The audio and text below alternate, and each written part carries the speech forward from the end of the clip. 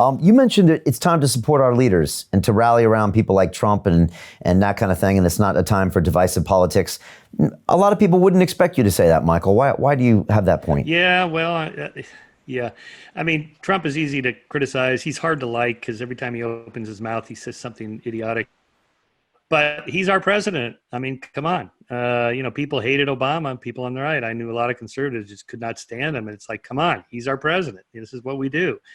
And, probably half the country hates him, of course. And then half of them think anything he does is wrong. And so, but it's so hard to know when's the right time to close the economy, open economy, do this, do that, and so on. And he has advisors. He hasn't fired Fauci, So, I mean, hopefully he's still listening to them.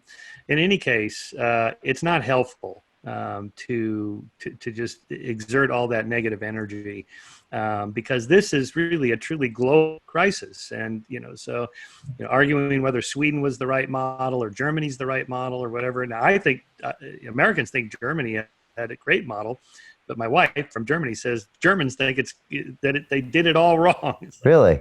Why? Everybody's unhappy about something. Why did they think they did it wrong? Or what do you think it makes Germany different than the U.S. and say Sweden? Because you have some thoughts on that too. Well, here I turn to this idea of Michelle Gelfin's research on tight versus loose cultures. So she's a cultural psychologist that studies cultural norms.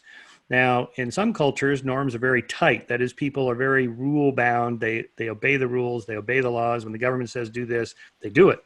And that's certainly the case in Germany. Yeah. America, we're a pretty loose culture.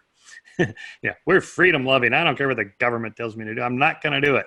And, so people are more likely here to run stop signs and cheat a little bit on the red lights and not pay their taxes, whatever. Just sort of flout the norms.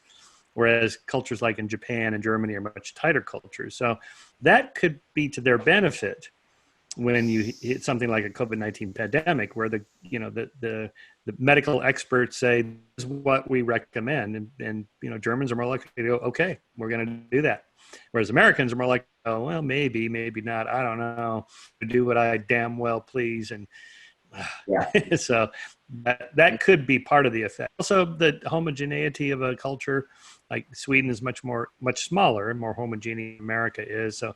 Yeah, but also their numbers have gone up now. What we're talking about here is they didn't close their economy down like other countries. And so their economy has not been hurt so much. Okay, that's good. But on the other hand, their numbers are starting to go up a little bit the last few days. So it's like, well, we'll see. The problem here is that we have so much uncertainty still about what the right thing is to do.